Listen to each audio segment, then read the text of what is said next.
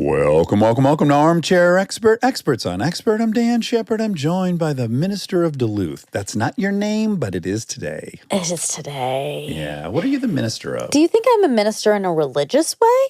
Of course. Oh, wow. Yeah. Of my cult? Yes, yeah, which we'll all be members of soon.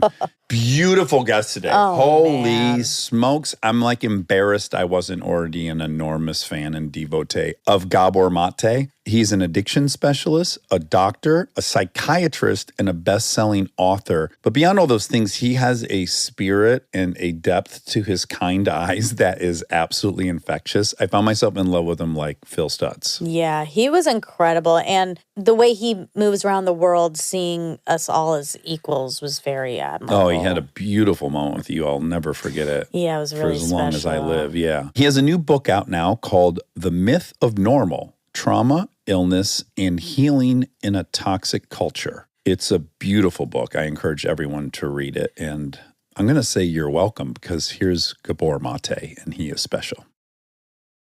He's an armchair expert. He's an armchair expert. He's an armchair expert.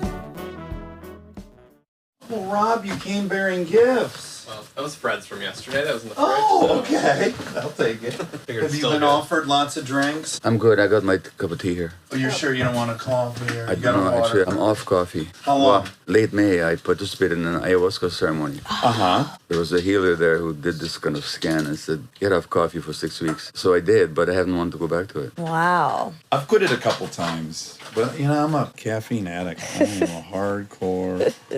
Well, I mean, you're an addict if it does you harm. If you just enjoy it, there's no harm in it. Right? Don't you think that's sort of the definition? Yeah. There's a bunch we could throw in there. Secrecy. Oh, true. I'm not very secretive about my caffeine use. I'm pretty out loud Well, about it. As far as I know, you've been pretty open about your other stuff as well. Yes. There's nowhere to hide, really. Addict across the board, really. Sure, full blown. Dr. Gabor, nice to meet you. First of all, can I give you a pronunciation of my name? Gabor. Gabor. Gabor. Yeah. You know who screwed it up for me is the Gabor sisters, Jaja and Eva. Oh. Same name. Anyway, Hungarian is Gabor. And please drop the doctor a bit, okay? Okay, wonderful. I have opinions about that. I'm glad to hear you say that. Why would you prefer to not go by doctor? It's a question of what kind of interaction do we want. I could call you Mr. Shepard, No, thank you. or you could call me Dr. Maté, or we could both call each other by our first names. But if we don't do that equally, then there's a lack of balance, which makes me uncomfortable. I like that. And let me just say, I am eternally grateful that we have doctors. So it's from no lack of not appreciating them. But I am suspicious of any title that immediately implies status. Just as a baseline, it seems a little bizarre to me that we have titles that imply status and that someone of lower status has to acknowledge the higher status when communicating. I've been on panels with maybe 3 or 4 other people. Here's Joe, and here's Monica, or here's Josephine, and here's Dr. Maté. And I'm thinking, what the hell? Yeah. Right. You'd almost assume then that maybe they were your patients. No. If you introduced this It also Joe. adds a pressure. You have to be the doctor Doctorial. at all Yeah, times. it's a role, yeah. But you know what? A lot of my patients called me by my first name when I was in practice. Okay. So, yes, just to do a really brief, I think you say it most efficiently in the book, which is you've delivered babies and you've run a palliative care clinic. So I was in family practice for 22 years. And for 7 of those years, I was also the coordinator of Canada's largest in-hospital palliative care unit, looking after terminally ill people. When I left that, then I went to work in the downtown east side of Vancouver, which is North America's most concentrated and dire area of drug use, and more than anywhere else. So I worked at a clinic there with people addicted to heroin, cocaine, caffeine, crystal meth, amphetamines of all kinds, So it was an area of deep trauma and deep addiction. Yes, and you've written a ton about addiction, and you're someone I heard about often, and it's funny, I've had some overlapping stuff, but yet we haven't had you yet, so I'm very excited to have you here. Great to be Obviously, addiction interests me greatly. Your last book, In the Realm of Hungry Ghosts, that's very addiction-heavy in that book, yeah? Well, In the Realm of Hungry Ghosts is all about addictions. It begins with the downtown east side, where people are suffering from homelessness, mental illness, HIV, hepatitis C, and all the complications of injection drug use, not to mention the addiction itself. The point I'm really making in addiction is that you can't just confine addiction to that particular drug ghetto, that addictions are rife throughout our society. And really, I had my own stuff, own addictive behaviors, and not to drugs, but other stuff. And sometimes people say, how can you compare it? Well, you can't. I was a middle-class, well-remunerated doctor and respected, and they were living in the streets. But when I would tell my patients with the severe heroin addictions about my own stuff, they just laugh and they say, hey, doc, you're just like the rest of us, aren't you? Yes. And my point is that we're all just like the rest of us. So that when we isolate those people and look down on them and punish them so severely, we're really denying a part of ourselves. Well, we serve a helpful service, which is our addiction by comparison seems so terrible that your addiction you can easily blow off. By comparison, relative to us, it could comfort you to know it could be worse. That's right. The ostracization that those people experience is really our way of distancing ourselves. At least that's not me. That's right. Well, you won't like this compliment, but I'm going to applaud you because I've been around addicts for 20 years in recovery. We're not fucking easy. We are the biggest liars. We're the most manipulative. We're the most cunning.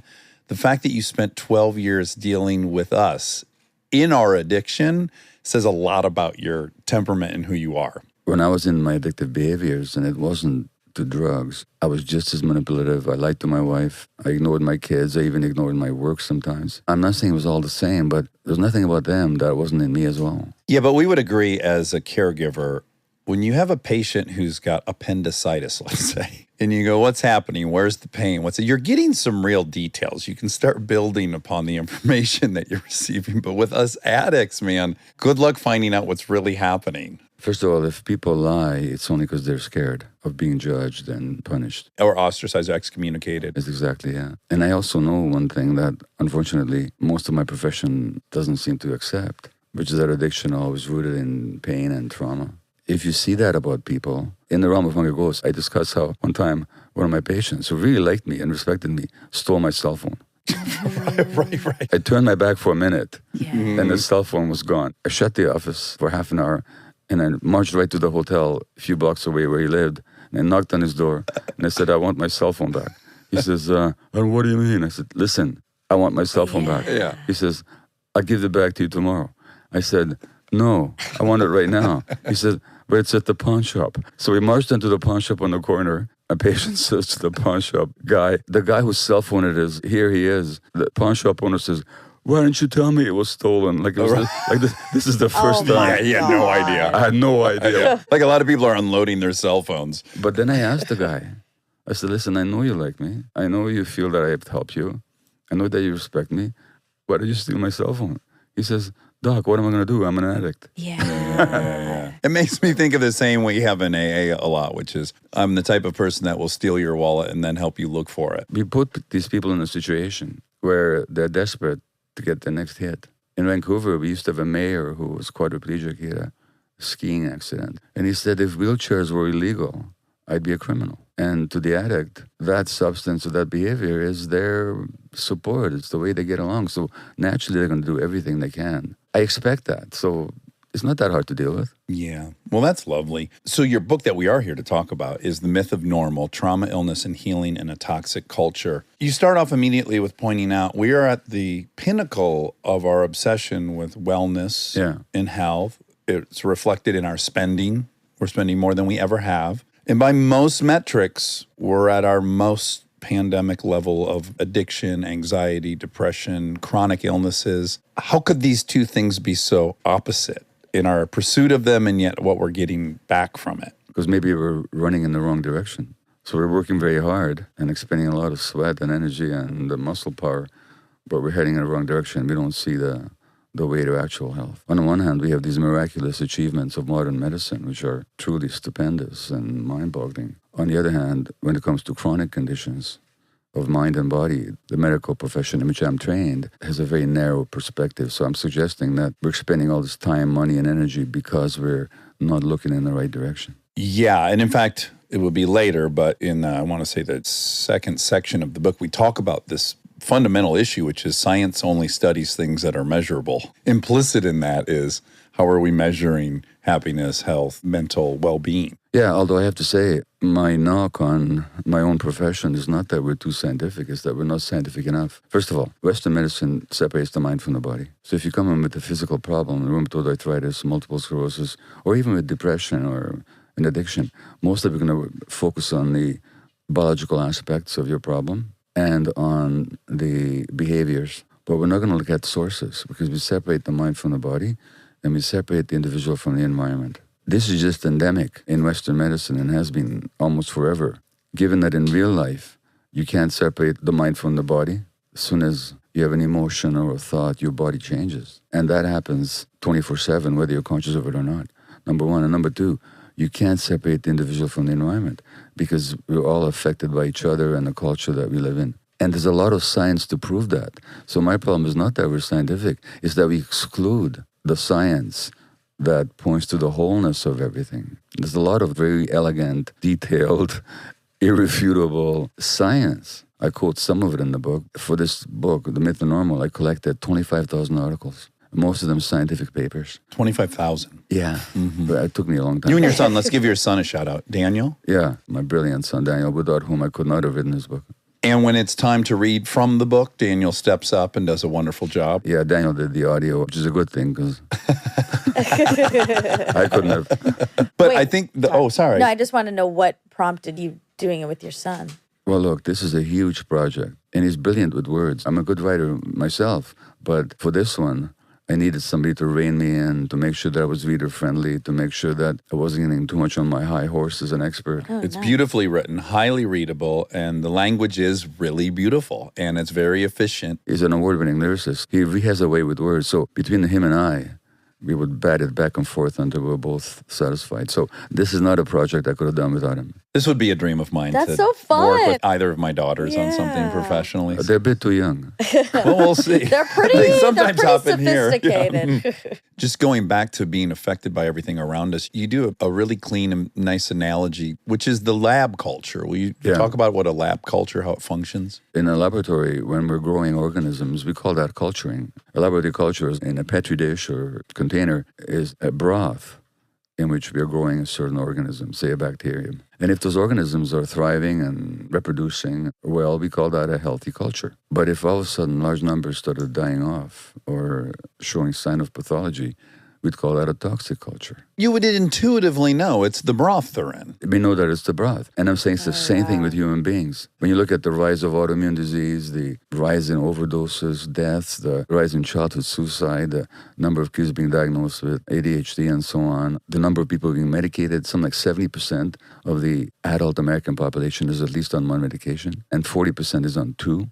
Well, we're talking about a toxic culture. Yes. So let's talk about toxic because you do a great job at always delineating the words you're using because Yeah. so many of these are really zeitgeisty. They're pop Yeah. culture-y. And I Yeah. think it's really important that we differentiate maybe the way you're using it. Even trauma, which we'll get into, the different types of trauma. But there's a lot of catchphrases. But your definition of toxic culture, what would you include in that? As you point out immediately, we're not talking about toxins per se. No, although if you look at the literature, there's a lot of toxins in the environment and a lot of junk in the food that a lot of people eat. So we could talk about toxins on that level. But here's what I mean. Going back to that laboratory broth analogy, if the nutriments that were necessary for the health of those organisms were provided to them, that'd be healthy. But if their needs were not met, they would be ill or life would be unsustainable. Significant aspects of the culture that we live in don't meet people's needs. By denying people their genuine needs and providing them with false and artificial needs that then we pursue, not knowing what we really need, that makes people sick. We evolved in a certain way. Human beings didn't just drop from the sky. Like all other creatures, we evolved over millions of years. Civilization, as we know it, is maybe 12,000 years old. Out of 250,000 years as a species. And millions of years is the genus. You know? Yes. And so that means that until the blink of an eye ago, we lived under circumstances that are no longer available to us. Trying to understand human beings in this society and thinking that we're looking at normality is like looking at a zebra in a zoo. And how a zebra behaves in a zoo has nothing to do with their true nature. Hence the myth of normal, right? To us, and I think I've heard you compare it, which we talk about all the time, is Oh, the fish in the water. So everyone that listens is pretty familiar with that. That comes up quite a bit. Yeah. But it appears normal. It Yeah. appears that it's a given, that this is how it would be. We inherited this. But in so many ways, we're the bacteria in the culture, and we're really not getting the right stuff. You know, the confusion is perhaps understandable, but it's got some very significant consequences. So as a physician, I'm trained to understand that there's a normal range within which human life is possible. If your body temperature falls within that normal range, you're going to be healthy. But if it's too low or too high, your life is at risk. Same with blood acidity. Certain pH, blood acidity measurement, you can sustain life. Outside of it, you can't. Blood pressure, same thing. In that realm, what is normal is also healthy and natural. So we make the assumption that what is normal is healthy and natural, which in that sense is true, in that physiological sense. But then we conflate that with what we're used to. So in this society, a lot of the things that we're used to and we call them normal are neither healthy or natural. We assume we're within the range. Because that's all we see. Yeah. And yet, it's neither healthy or natural. And as we were saying, you might look at the junkie and think, oh, my thing's not that bad. We also live in a geopolitical world where I can look at other places and I can actually think that, well, in fact, on the spectrum, we're doing pretty well because I can see over there that looks worse. Yeah. And there's very few places we can point to that look better. I guess Scandinavia always comes up. You're just trying to evaluate your existence relative to maybe what other countries you're seeing on TV. We tend to idealize Scandinavia. If you look at it closely, it's not as bright as all that. I mean, there's certain features of their societies that are worth emulating and considering. But there was an article just the other day that there's a huge rise in violence amongst youth in Sweden. Really? Yeah. I want to get into trauma, but I just really appreciated this anecdote you gave about flying home from a conference. The conference had gone well. Yeah. You were feeling very good. Good boy. You even used the term good boy. Flying home. I got upgraded to business. Life's good. Yeah. You're expecting your wife's going to pick you up from the airport. And then when you land, you get a text from her that says what? This is when I was at the younger, tender age of 72. 72. Right. So when I was young and stupid. You know? She texts me saying, I haven't left home yet. Do you still want me to come? And I fly into a rage. My mood immediately turns sour. And I text her back, never mind. And I take a taxi home. Mm-hmm. And for a whole day, I barely look at her. Until she finally says, knock it off already. At which point, I knocked it off. But when I considered that, there's been a lot of that in my life. What was I upset about? My wife's an artist. A couple of her paintings are in the book. When she's in her studio, there ain't no husband, nothing. There's no time either. You know, that flow state. She's in the opposite state you are, which is she is entirely present. Exactly. Yeah. And you are now, as you say. In the past, what gets triggered in me is an old pain of abandonment, which goes back to being 11 months old and being given by my mother to a stranger in the street to save my life in wartime Budapest. She's being ushered into a fenced-in ghetto. Under the circumstances that we're living under, I would not have survived more than a couple of days. Yeah. And I was ill. So she gives me to a total stranger in the street, asks her to convey me to some relatives. And I don't see her for 5 or 6 weeks. And when I saw her again, she said, you treated me like a complete stranger. You wouldn't even look at me for several days, which is a defensive technique on the part of the brain. I was so hurt when you abandoned me that I'll never open myself up again to that kind of vulnerability. I don't want to experience this again. No. I have to protect myself. So on the one hand, I'm enraged. On the other hand, I'm withdrawing. Rather than saying, this really hurts me or disappoints me or upsets me. And you're pre-verbal, as you say. It's pre-verbal. I have no recollection for this, but I have an emotional memory of it. And so when my wife doesn't show up, guess what gets triggered? I did it again. I let you in. I trusted you. I leaned on you. I was vulnerable for you. And then you did exactly what I knew would happen. Yeah, exactly. And I react not like a 72-year-old physician and best-selling author. I react like an 11-month-old. It makes me really emotional to hear that that's your experience because I have that quite frequently. Yeah. And it's so outsized. It's so irrational. I intellectually know it doesn't matter. Most recently, we talked about it. It was like a situation with the TSA where it was an authority figure and they were making me do something very arbitrary and felt insane. And this is what the stepdads did. And all of a sudden, like, No. I said no more to this ever, and I'm getting into this state. And my wife, like your wife, knows me and is trying to calm me down. It's like knowing about it intellectually doesn't do much for me in that situation. No, you have to really heal that trauma first, and you have to work at it. And when you go into that experience with TSA, it's not just that you're having certain thoughts. Your whole body's in a totally different state. Yes. Your heart is racing, your muscles are probably tense. Cortisol dump, adrenal dump. Exactly, yeah. How do we overcome those things that are traumas we can hardly even understand if they're pre-verbal or when we're babies and stuff? Like, we don't necessarily know, and then other people can't be around it. I have things like that. They just happen. As much as I can try to talk myself out of it, it takes over, but it gets in the way of relationships. Yeah. Given that we're creatures of relationship, by definition as human beings, and given that our early relationships really are the template for then how we approach later relationships, like with my wife, they're the most likely to trigger us. This word being triggered, by the way, it's an interesting word because we always trigger warning and don't trigger me. Yeah, it sounds weak. Yeah, but actually, if you look at a trigger, it's the smallest part of the weapon. There's ammunition there, there's an explosive charge. So when you get triggered or I get triggered, the really interesting thing is not what's the external thing that triggered me, but what's the explosive charge inside me and the ammunition that I haven't looked at yet. So those triggers can actually guide us to ourselves and to healing by understanding them. Number one. Number two, in terms of how to deal with them, this is where therapy comes in, this is where self-work comes in, this is where reading comes in, but also this is where we have to develop the capacity to be mindful enough to notice when these things are arising and not be seized by them.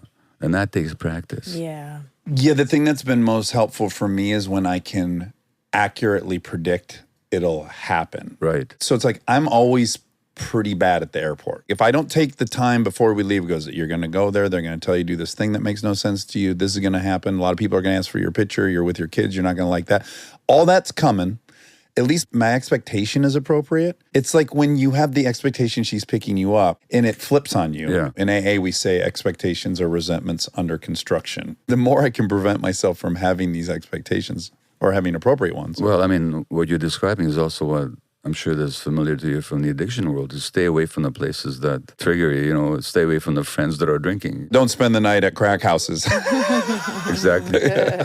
What is it about airports, by the way, for you? I would say there's three things. There's a timetable, and I always traveled with my mother, and it was always for work when So we you're were under younger. somebody else's agenda. There's some anxiety that I'm going to miss that flight, some irrational fear of missing the flight, which I don't ever miss flights. Really, it's the authority from somebody who's telling me to do things that I have determined in my arrogance are very arbitrary. And that is just very triggering. From a new stepdad would arrive in the house. There'd be a whole new set of plans. This happened 3 times. Here's a new game plan. And none of it made sense. Yeah. Also, my wife and I are recognizable and we have children. And I don't want my children's experience in the airport to be getting photographed I by remember people. reading once that, didn't you suggest some kind of legislation about no paparazzi for kids or something? There was legislation which we thought would never hold up in the courts because of First Amendment. So we actually built a coalition and went to all of the photo houses and got them to agree to stop Because you printing said that we may be public, but our children are not. There's 3 guys in army fatigues in the front yard that jump out when we leave the driveway, like my Talk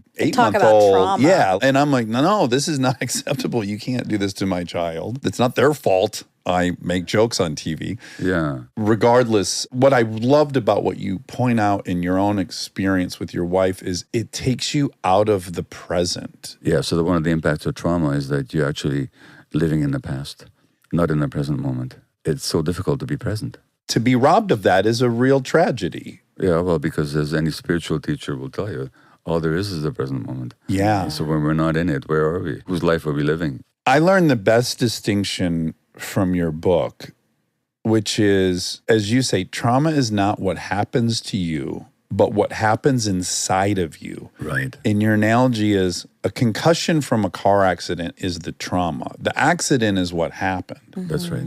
I feel like that's incredibly powerful to think about because one thing is unalterable history, right? We're not going to go back in time, erase my stepdads, but the trauma's in me currently. Yeah. That feels powerful. If the trauma was that my grandparents died in Auschwitz, or that my mother gave me to a stranger when I was 11 months of age, it'll never not have happened. Right. Right, There's something you right. can do about that. But if the trauma is what happened inside of me. As a result of all that, I came to believe that I have to justify my existence, that I wasn't worthwhile as a human being, perhaps I wasn't lovable. If that's the wound, that's what trauma means, by the way. It means a wound. So if the wound is in my own self relationship, if the wound is in essentially my rejection of myself or my need to prove myself to others all the time because I don't accept myself, that I can heal like that. I don't mean like instantaneously, but I mean that's available for healing in the moment, whereas the past is not available. Until we have a time machine. Until we have a time machine. Yeah.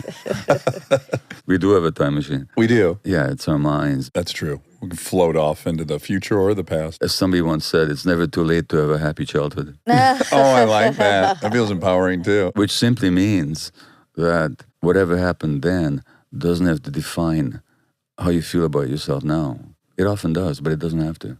It's all very tricky because it also creates some incredible attributes that you don't want to say goodbye to. Like? I would say for me, I see other people with trauma.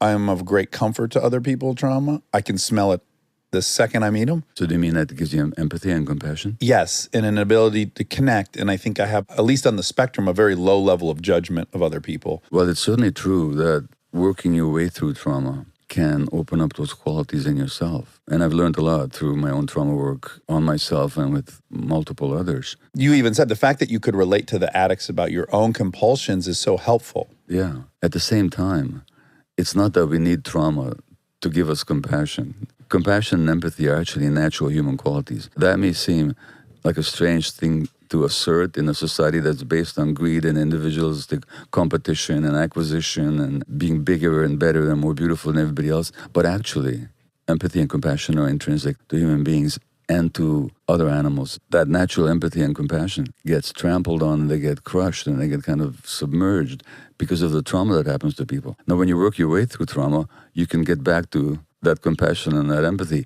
But it's not that you needed the trauma to get you there. In fact, had you been treated in a way that respected you and your empathy and compassion as you were growing up, you would naturally have those qualities without the trauma. It's interesting, though, because if I'm just being dead honest with you, that all sounds wonderful. But yeah, another attribute would be like, sure, I'm not enough. I'm not worthy of love or being picked. So I become hysterical so that I can entertain you and you'll love me. And that'll be my value proposition to you. Now, that's rooted in a pretty dark place, but I also love the outcome of that. I love making people laugh. I understand. But maybe you would suggest, and maybe it is true, that I would have been able to make people laugh anyways. I've studied comedians a bit. In this book, I talk about Robin Williams. Very tragic life. I worked with him right before all that. Beautiful, beautiful guy. Yeah, sensitive, incredibly talented, but also suffered a lot. In a previous book, I wrote about Gilda Radner. And both Robin and Gilda, they used their humor as children to get closer to their mothers. By making their mothers laugh, they could feel closer to them. Now, why should a child have to work to be close to their mothers? That's deeply painful. The talent they would have had anyway. Okay. Yeah. Well, that's the flip. Yeah, I'd have to embrace that. Comedians tend to be very sensitive. Oh, the worst. When I say sensitive, I mean the word sincere, to feel, a Latin word. You just feel more. And some people are just genetically more sensitive. So you pick up on more stuff from the environment. Whether or not the suffering is necessary to bring that out, hard to say. Let me ask you this way. Your children, would you want them to suffer so they can learn all the stuff that you learned? No, absolutely not. Why not? Well, I have an opinion of them that's much higher than me. So I believe they will be wonderful without that. Okay, but would you want to impose suffering on them in order to give them these qualities that you value in yourself? No, I wouldn't. What's weird is I don't have necessarily faith that I could have achieved this or come to this place without that, but I do have the faith that they can. I don't mean to be intrusive here. Please be intrusive. I'm certainly intrusive. But then I would say that you still have a trauma-tinged view of yourself. Mm-hmm. You don't fully see yourself yet. I couldn't agree more. Because if you did, you'd see the same possibility and you celebrate the same capacities in yourself that you do in your daughters. I've tried to articulate this a couple times on here and not done great at it. But yes, in fact, they are my gateway to that healing. I'm trying to reverse project. If I think that way about them and they're half me and I see little me in them, it's helping me find my way to that. I can totally relate. One of the impacts of trauma is, first of all, it's hard to be in that present moment. The second is we develop a negative view of ourselves. When, for example, the parents hurt you, it's not them you start hating, but yourself. There's a wonderful American black psychologist called Kenneth Hardy, who I quote in the book. And he talks about what he calls the assaulted sense of self. And the assaulted sense of self is when you take on the view of the perpetrator, you make it your own view of yourself. So Malcolm X, the great black leader, trying to conk his hair so it wouldn't be curly. I was talking to Ken Hardy, who said he used to hate the shape of his lips. I myself used to hate myself for being Jewish in Hungary, or at least think less of myself. And so all kids, whether it's racialized trauma or whether it's just individual trauma, but you take on a view of yourself that the people who treat you not well have of you. You develop this shame-based view of yourself. That's one of the essences of trauma. So you get disconnected from who you really are. Your caregivers are the ones that seem to know how this place works. Exactly. So if they've labeled you as defunct somehow, you're inclined to believe because they know how everything else works. Or if they just don't meet your needs, then you realize that your needs don't matter. I got a lot of admiration and remuneration for being a physician that was always there for my patients day or night. You know, I could take on all kinds of work just because people wanted me. But why? Because I needed to be wanted. Yeah. Because I needed to be proved to myself that I was lovable and wantable. Now, had I known that I'm a worthwhile human being, I still would have served people. I still would have looked after them. But I wouldn't have ignored my own family.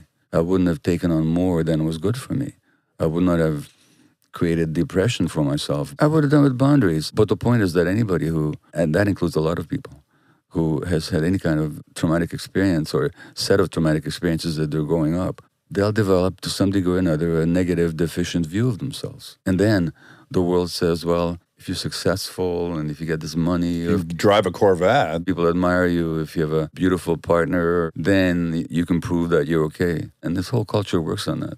Yeah, it's the fuel. Let's talk about capital T and little t trauma. Many people will think, I didn't have an incarcerated parent. I didn't have food scarcity. I didn't have sexual abuse. There's some sentiment in the country that is, stop being a baby. Stop being self-indulgent. But I like how you lay out this little t trauma in that we have needs.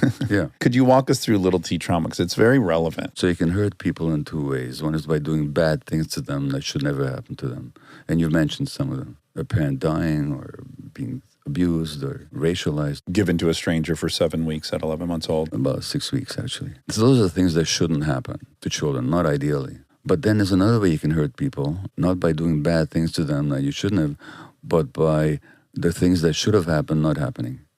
So children are born with certain needs. Children are born, I was going to say, with certain expectations, but that's not even accurate. Children don't have conscious expectations. They're just born. But they themselves are expectations. And this is not my analogy, but I think it's a brilliant one. Our lungs don't expect oxygen. They're an expectation for oxygen. They evolved in an oxygen-filled environment. If there was no oxygen in this environment, there'd be no lungs. We would not exist as creatures, not the way we are anyway. It wouldn't be us, it would be some other creature. So children are an expectation for unconditional loving acceptance. Right. And you say these are non-cultural. They're dictated by evolution. Right. A baby rat, a baby monkey is an expectation for being nurtured and held and licked by the mother. A human infant is an expectation for unconditional loving attachment. They're an expectation that they don't have to work to make the relationship with the parents work. They don't have to be cute or funny or compliant. That just being themselves. Just being themselves. That's an expectation. Stay tuned for more Armchair Expert, if you dare.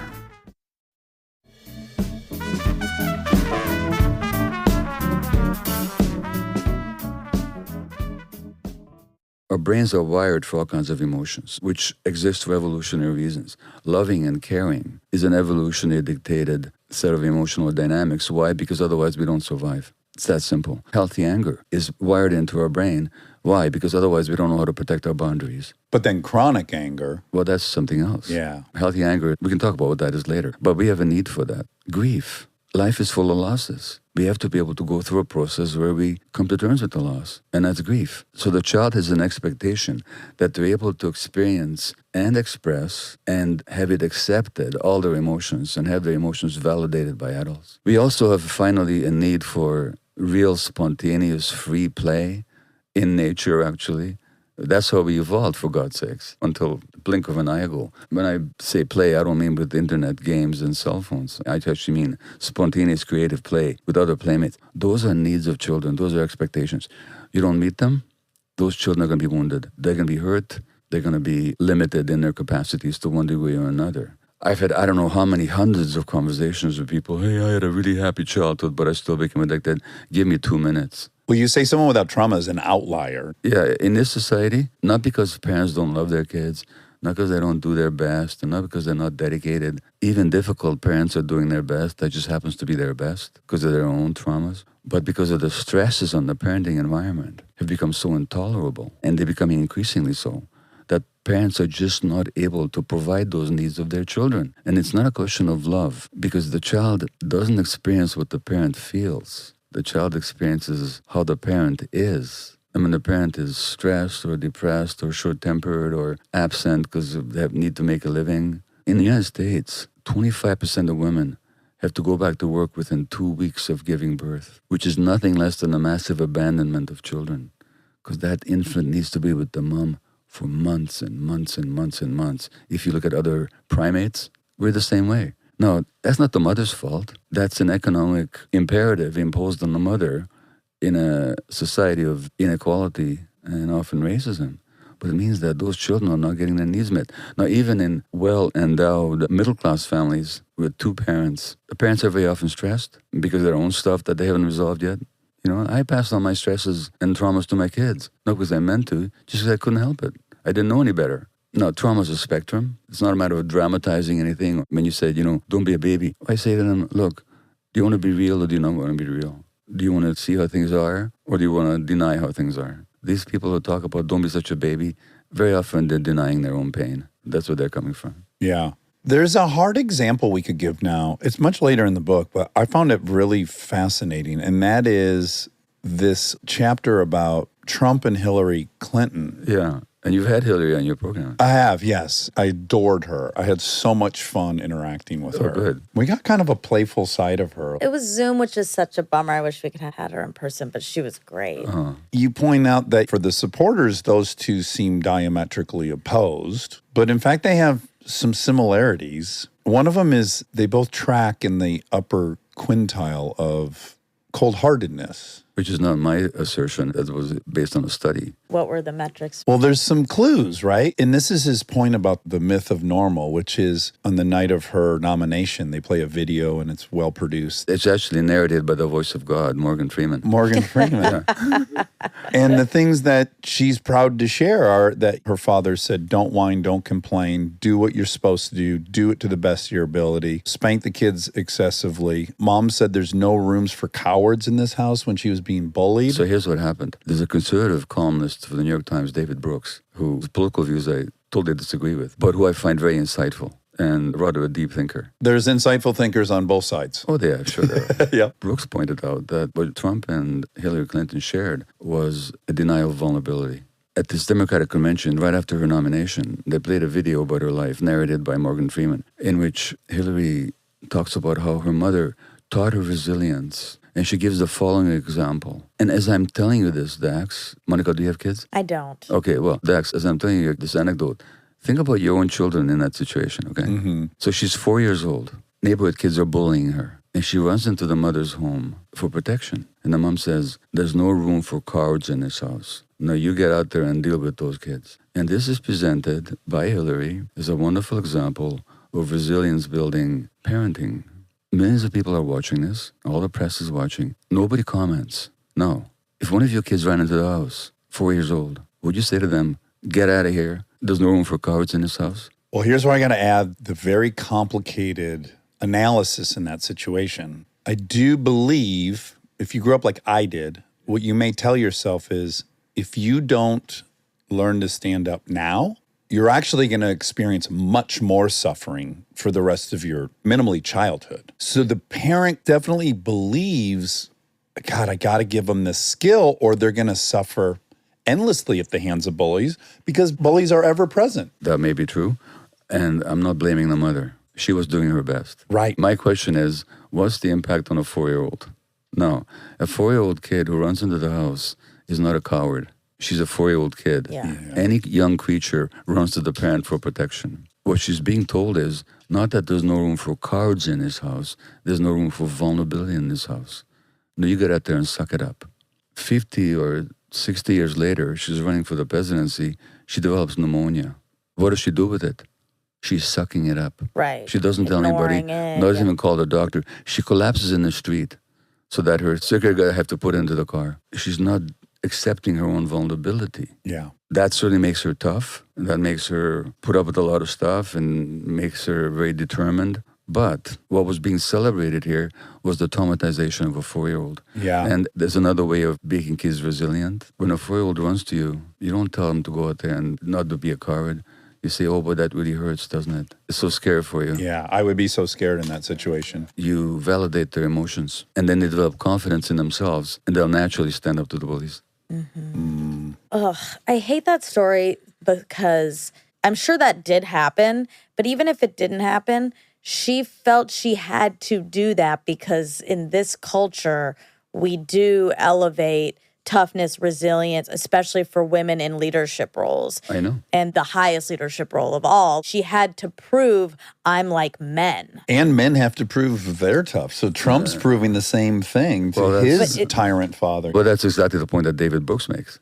Is Yeah. that the both of them deny vulnerability. You're right. Women have an uphill battle in that because we already believe that about men. They're already tough and he's already this. But if she doesn't show it, she's automatically weak. We and won't trust her to feminine, be and we the can't trust her. commander-in-chief Exactly. in wartime. Exactly, and I think what you're describing, Monica, is what we may call sort of a patriarchy. Yeah. A lot of people don't like to use that word. If you don't see it as a conspiracy of some kind, which it isn't, but as a mindset, then we're overemphasizing the so-called masculine qualities of toughness and individualism and I'll make it, I'm not vulnerable, I don't have emotions. I'm not a and coward. I'm not a coward. And when you look at veterans with PTSD, that's what they have to learn, is that they're vulnerable, and to have emotions is not to be weak, it's actually to be strong. So what you're saying about women in this culture, and Hillary in particular, is absolutely true. I totally understand why she would think of it that way, but I'm telling you, that denial of our vulnerability is toxic, not just to women, but also to men. Yeah. Everybody suffers from it. So I'm not criticizing her or her mother. I'm just saying, here was an example of what any parent would tell you is a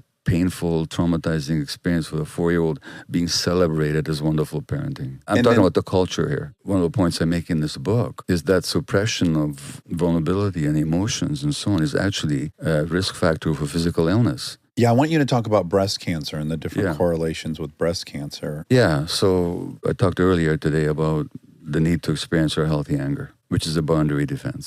You're in my space, get out. But let's say you grow up in a family where, as a 2-year-old, you throw a tantrum. Now, by the way, if you're a parent, at some point or another, you're going to frustrate your kids. Yeah. If you're a good parent, Yeah, you will yeah. frustrate them because at 2-year-old, they want a cookie before dinner. And you say, no cookie. At least 2 times a day, you're going to tell them to brush their teeth. They're not going to like that. Exactly, yeah. Yeah. What do you and I do when we don't get what we think our needs met? We get frustrated. So 2-year-old gets frustrated. What does a 2-year-old do? They don't have emotional self-regulation at 2 years of age. That has to develop over time, which it will, given the right circumstances. So they get angry. But then you give them the message, there's no place for anger in this house. That's not acceptable to me. Time out. So the child learns that to be acceptable to you, they have to suppress a part of themselves.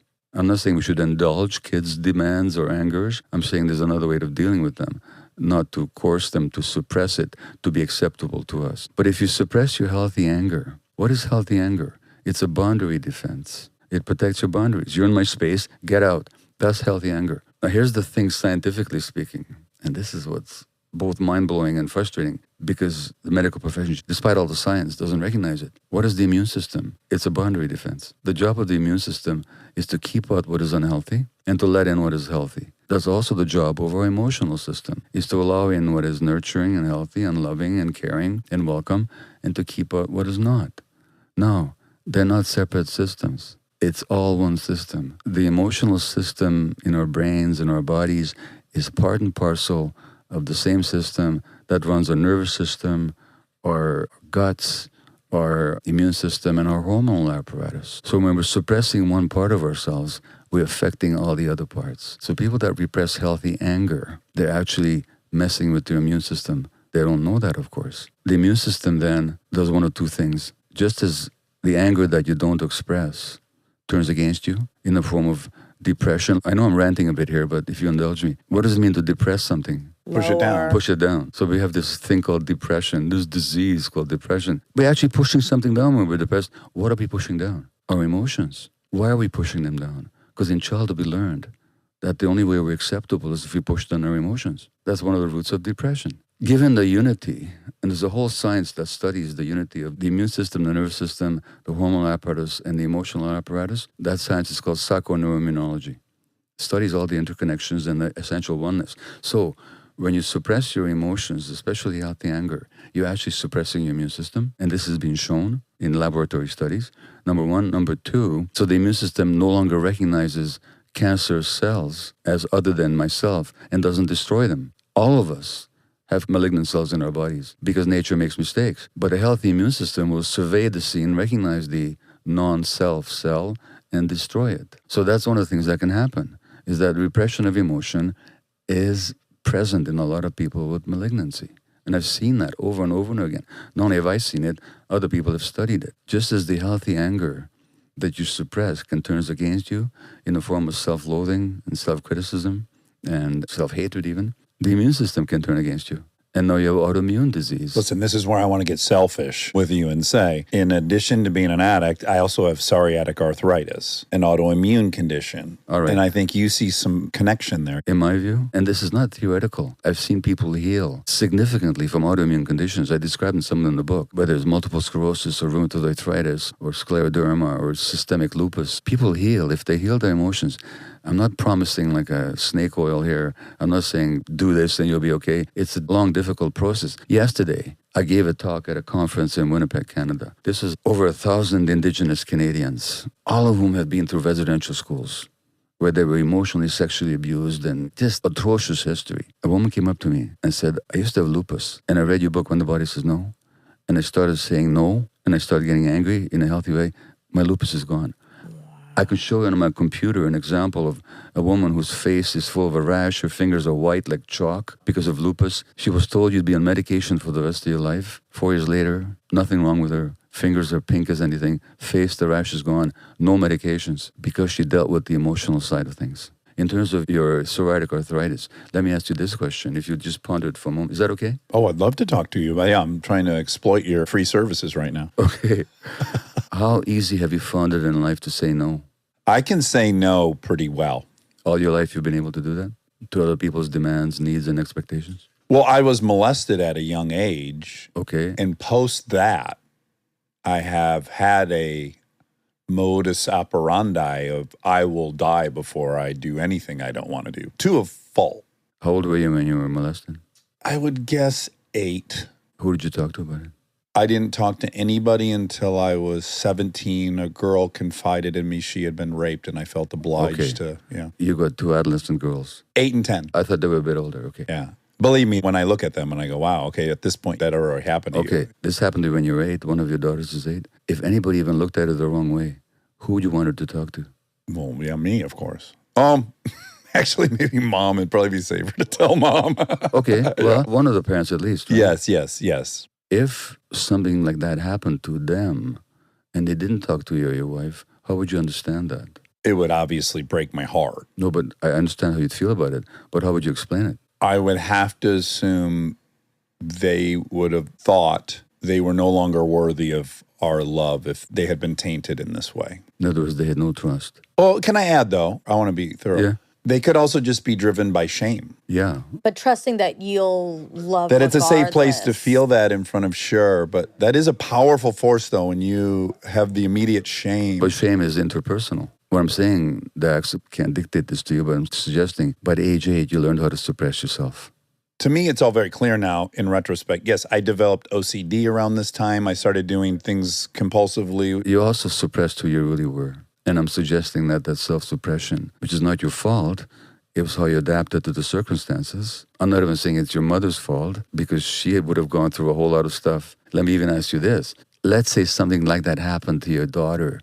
God forbid. Yeah. If the parents are tuned in, even if the child doesn't say anything, don't they pick up that something's going on? Yeah, so that's a hard reality to confront. Yes, that I am very attuned to what's going on. I picked them up from someone's house. What's happening? Finally get out. Oh, they prayed at dinner. I felt really awkward because we don't know that thing. Like, yes, even as something as simple as she felt weird while they were praying, I could feel that. I have the bandwidth. So here's where it's multi-generational. Your mom didn't have that kind of sensitivity. Why not? Because in her childhood, she had to learn to suppress herself. She was molested. Exactly. The whole family. So it's multi-generational. It's nobody's fault. Right. Nobody's being blamed here. I'm just saying this is how it works. So it means that you were suppressing yourself.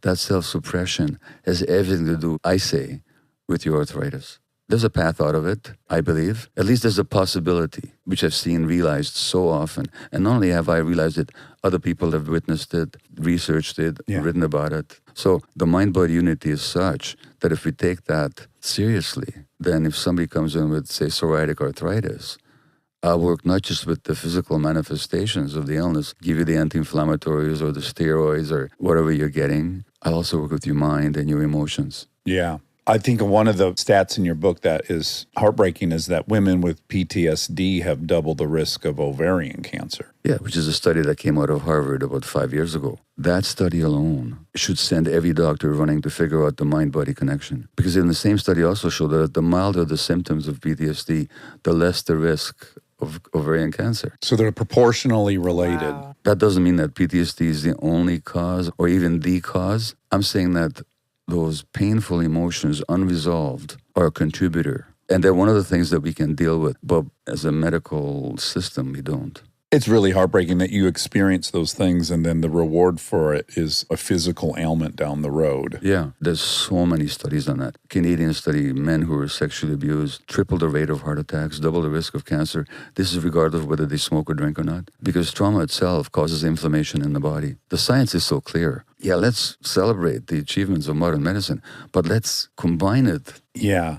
How do we reframe our definition of abnormal? I'd like to reframe it in terms of what are actually human needs and human qualities. And those conditions that don't support them, they're abnormal. And those that do are normal. So normal is no longer what we used to or we're not used to, but it's actually based on what is healthy and natural. In other words, I would put normal back into that triad of normal, therefore healthy and natural, or healthy and natural, and therefore normal. That's how I would reframe it. Now, in our society, we tend to think of somebody, for example, with mental illness as abnormal. Look, I've been diagnosed with ADHD. That was my first book was about. I've had depression. Who am I to say that other people with mental illness are abnormal? We're all on the spectrum. So let's just recognize that. Some people have suffered more. Some people have suffered less. Some people, their manifestations of their suffering is more dramatic and more disabling than others. But for God's sakes, they're not different from the rest of us. It's a degree. Yeah. Can you tell me how afflictions, say like addiction, are adaptations? Okay, you and I have both our addictive behaviors. Monica, have you? Yeah, again, not drugs. Oh, so let me give you a definition of addiction. Then you tell me, okay? By the way, the word addiction comes from a Latin word for slavery. Oh, wow. Yeah. Well, isn't that accurate? Yeah. Addiction is manifested in any behavior in which a person finds temporary relief or pleasure and therefore craves, but then suffers negative consequences in the long term and doesn't give up despite the negative consequences. So pleasure, craving, relief in the short term, harm in the long term, refusal or inability to give it up. That's what an addiction is. I didn't say anything about drugs. It could include drugs, obviously. Nicotine, caffeine, crystal meth, heroin, fentanyl, alcohol. Could also be sex, gambling, shopping, pornography, Fantasy. eating, fantasy, bulimia, internet gaming, work, power. I could go on and on and on. So yes. So the issue is not... Okay, all right. absolutely. So here's what I'm going to ask both of you guys now. Not what was wrong with the addiction, not even what the addiction was, but what did you get from it in the short term that you craved? So, Monica, what did you get? Validation. Can you say more about that? Feelings of being worthy. Okay, thank you. Dax, what did your addictions give you? Relief. From? Um, Pain. yeah. Hence my mantra. Don't ask why the addiction, ask why the pain. In my case, it's also validation, for example, and also a real sense of being alive. Yes. Temporary I'm an dopamine. arousal junkie. Yes. Yeah. Sense of being alive, sense of being worthy, pain relief. Are they good things or bad things in themselves? Great Good things. things. Yeah. Essential. Yeah. The addiction wasn't your primary problem. Your addiction was an attempt to solve a problem. It's an adaptation. The real problem was your lack of worthiness or your belief in your lack of worthiness, which is a result of trauma. The pain that you experienced, you've already talked about it, Dax, is sourced in very painful experiences. Mine as well. And I'm not telling on Monica out of school because we've talked about this a bunch on here. What is really salient is, so mine involves like criminal activity. Hers is not, But the result is just as strong. In fact, definitely as strong. Yeah, and yeah. maybe even Oh, yeah. more Yeah, strong. that's the whole point. Yeah, being brown in the South and liking a boy and having the boy say, I can't like you back because you're brown is like, well, that's a wrap on that. Gosh. And some passed down abandonment stuff. This is my issue. I know that about myself, but it's like what we said earlier. It happens in here all the time. And it continues to happen where I don't feel like I should be here and I don't know how to stop it. The therapist on me wants to jump on this like a dog on a bone. I want you to. Attack, sicker. Okay. But let's just conclude the point. Your addictions, my addictions were adaptations. Adaptations to what? To emotional pain. Where is that pain sourced? In trauma. So addictions are not diseases that you inherit. They're not bad habits that you choose. They're desperate attempts to relieve suffering. That's all they are. And the fact that your addictions were criminal, it's only because this society criminalizes certain addictions. I meant the inciting trauma to me. Yeah. You could try to evaluate as being more traumatic than that. I don't compare traumas. That was the point I was making is I would debunk that. Yeah, even though yours was criminal, hers is just as devastating. Yes, exactly. So the result's the same. So, Monica, can I ask you a couple of questions? Yeah. First of all, you said that you don't feel like you belong. Is that the phrase you used? I think I did say that. Yeah. Freudian slip. So let me give you a bit of coaching, if I may. Yeah, please. I don't belong is not a feeling. Feelings are I'm tired, I'm hungry, I'm sad, I'm angry. Those are feelings or emotions. What is I don't belong? Opinion? A fact? Fear? It's an opinion. It's a point of view. Yeah. What do you feel when you believe that you don't belong? Unnecessary or that's Unnecessary opinion. That's still an is opinion. not a feeling. You're right. Okay. Okay. I guess sad, but that seems basic. What do you mean that seems basic? It seems so obvious, but it feels deeper than the word sad. No, wait a minute, no. If you're willing to work with this just for a Yeah. moment, stay with this belief that I don't belong here. Did you experience it here today in this Yes. company? Okay. Now just check in with your body. What do you feel when you have that belief, when that belief seizes hold of you? Physically, I feel hot. Okay. If this was on camera, when you said that, what would the audience have seen on your face? Just now when I said it, Yeah, you probably don't know. did I smile or laugh? You smiled. What's funny about it? I want to smile again. What's funny about it? Nothing. Okay. So what you're already doing is you're distancing yourself from your feeling. That's not a criticism, just an observation. For a good reason, you learned that I better not be with my feelings. I better kind of minimize them. But let's go back to the question again. What do you feel when you believe that there's three of us here engaged in this, to me, very deep and honest conversation, Yes. and you don't belong? What do you actually feel in your body when you believe that? I would say hopeless. That's not a feeling. Oh, God. Hopeless is a belief that there's no hope. What do you feel when you believe things are hopeless? Sad. Sadness. Yeah. Now, how does sadness show up in your body? Everything feels retreated and deflated. Kind of constriction Yes. in your chest and your belly and so on. Can you be with that emotion right now, just for a moment? Is it okay that things are constricted? Can you just accept them and be with them? What's it like when you're with them? When you're not deflecting, deminimizing? It's uncomfortable and painful. Like it hurts. So there's pain there. Can you be with that pain? I don't want to. Who the heck wants to? Yeah. Of course you don't want to. I know. But can you be? Yeah. Okay. That's the way through. Is you actually have to allow yourself to have those emotions and to be with them. Because it's got nothing to do with being worthy or not worthy. It's got to do with these emotions that we don't know how to be with. Because as a child, you weren't given the support to experience all your emotions. So you can actually work your way through it. But your way through is through the body, not just by talking about it. You're going to have to actually be with this stuff. I'm not a Buddhist teacher by any means, but I'm talking basic, but the Buddha said, you just got to be with all this stuff and notice. And then, by the way, who's the person that's noticing the pain and staying with it? Who's the person that's being honest about it? Me. Yeah. Is that person really not worthy? No. Okay. I love you, buddy. And by the way, Dax and I will both tell you that we've had the same stuff happening to us. That's why I was a workaholic doctor, to prove my worthiness. While you're talking to her, I can feel my own anxiety, my brain going, I need the perfect answer, which is all a part of the same symptom. Yeah. What's the right perfect answer? And then I got to be smarter than this because that's another thing that people might like about me. The machine's so well developed up there. This drive that we have to be this or that, number one, that's how we adapt. And that's how we abandon ourselves. And that's the third big effect of trauma, is that we get disconnected from ourselves. And again, the toxicity of the culture resides in the fact that the culture then rewards those defense mechanisms. Like when you're smiling all the time, Yeah. you're likable and you're pleasant to be with. There was an article in The Guardian, British newspaper, maybe about 11 years ago now, by an Australian nurse who wrote a book on the 5 regrets of dying people. And I used to see this myself in palliative care. The biggest regret that people had as they were dying untimely, usually of cancer, is that they weren't themselves. Hey, what a tragedy. That's the first thing people said. That's the biggest regret dying people had. They had other regrets. They never gave it a shot. Because they tried too hard to be accepted by everybody else. Because it's life or death. We're a social primate. We know it's life or death. Exactly. And that's what I'm saying about the toxicity of the culture. It's vying all the things that we developed to protect ourselves from our vulnerability. Yeah. Oh, Stay tuned for more Armchair Expert, if you dare.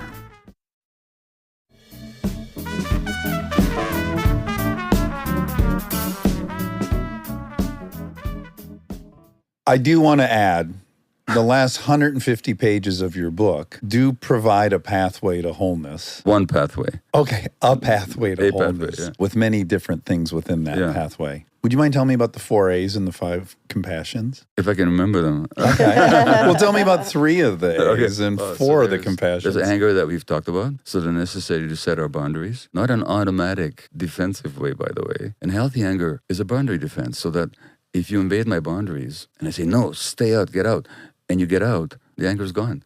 It doesn't dwell, it doesn't linger, it doesn't magnify itself, it doesn't become rage. Autonomy, and auto means the self. An automobile is the self-propelled mobile. So authenticity, being true to ourselves, which is what we've been talking about. Mm-hmm. You already did pretty good. I got 2 of the 4. Authenticity and autonomy, I think those are 2 separate ones. Autonomy is we're the authors of our lives. Again, the word author comes from self. We decide how our life's going to go. Now, within circumstances, we're not gods. We don't get to set the circumstances of our lives, but we do get to decide how we respond to circumstances and what new circumstances we want to create for ourselves. So autonomy, anger, authenticity. You know what? I'm stumped. I forget the 4th. But now I would add a 5th one, which really was an omission on my part, which is awareness. In the little exercise, Monica, you and I just did, I just wanted you to be aware of what's inside your body. Yeah. So being aware is really important. I'm going to kick myself later on. What kind of an author doesn't remember We the could 4? call your son. Rob's going to look He it might up. remember. Rob will look it up. Acceptance. Acceptance, thank you. That's a kind of a Freudian thing, isn't it? Gabor couldn't remember acceptance because in my life I've always resisted. You know, from recovery, acceptance is the answer to all of our problems. That's one of our many sayings. Well, and acceptance doesn't mean tolerance. It doesn't mean that you put up with everything, but you do accept that this is how it is now. No point resenting reality. I flew here from Winnipeg last night through Vancouver to LA. The flight from Vancouver to LA was delayed. In past years, speaking of airport neurosis, I would have got all upset. Why is this always happening to me? And no, I won't get enough sleep and I have to talk to Dax and Monica in the morning. No, I just accepted it. This is how it is. Yeah. Yeah. If I sleep an hour less, I sleep an hour less. Life on life's terms, we also say, right? That's a good way to put it. The 5 compassions, I do have a course called Compassionate Inquiry. We teach to therapists and counselors and doctors and so on. We've had over 3,000 students now in 80 countries. Wow. And the essence of the compassion there is 5 levels of compassion that I've distinguished. The first one we've already talked about is this empathy that you have, this compassion that we have, that I say is intrinsic to human beings, unless it's knocked out of us or suppressed in us. I call that ordinary compassion. And when I say ordinary, I don't mean a pejorative or a put down. I just mean it's just part of who we are. It just means I see you suffer and I feel bad that you suffer. I don't want you to suffer. And most people are capable of that, all across the spectrum of political opinion. The second compassion is what I call the compassion of understanding.